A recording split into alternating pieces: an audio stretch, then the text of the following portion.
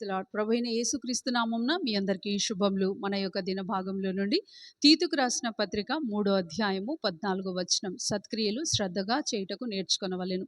కొన్ని విషయాలను మనం వినుట ద్వారా నేర్చుకుంటాం, కొన్ని చదువుట ద్వారా నేర్చుకుంటాం, కొన్ని నైపుణ్యాలను మనం అలవర్చుకోవాలి అని అంటే వాటిని చేయుట ద్వారానే నేర్చుకుంటాం.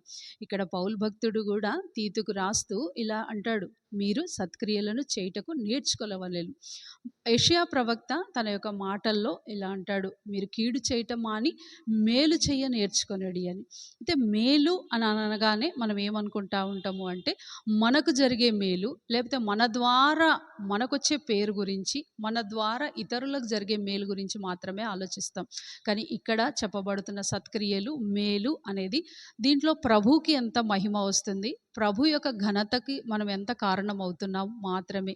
మంచి క్రియలు అనగానే పౌలు భక్తుడు ఇలా అంటాడు, మనము లోక సంబంధమైన ఏ మాలిన్యం అంటుకొనకుండా, భక్తిహీనత జోలికి వెళ్ళకుండా, లోకం అనుసరించినట్లు వెళ్ళకుండా మనం ఒక కొత్త అలవాటు చేసుకోవాలి. ఎలాంటివంటే అతిథులకు మంచి సత్కారం ఇవ్వటము, సజ్జనులను ప్రేమించటము, దేవుని యొక్క మందిరాన్ని ప్రేమించటము, ఇటువంటివి మనం ప్రతి దినము అలవాటు చేసుకుంటే అవి మనకు మంచి క్రియలుగా ఎంచబడతాయి. రండి, రోజంతట్లో మనం యొక్క సొంత ఘనత కొరకు, లేకపోతే మంచి అనే పేరులో మనకేదో స్వార్థపూరితంగా ప్రవర్తించడానికి కాక సమస్త మహిమ ఘనత ప్రభుకే ఆరోపించినట్లుగా అట్టి క్రియలు చేద్దాం. రండి, ప్రార్థన చేసుకుందాం.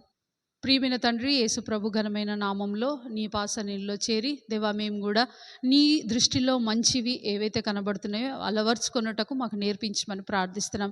ఈ లోక మాలిన్యం అంటుకొనకుండా దేవా, మీ మాటలు ఏ విధంగా అయితే చెప్పబడుతున్నాయో వాటిని అనుసరించి చేయుటకు, ఆ సత్క్రియలు చేయుటకు మాకు కూడా నేర్పించమని ప్రార్థిస్తూ యేసుక్రీస్తు నామంలో ప్రార్థిస్తున్నాం తండ్రి, ఆమేన్.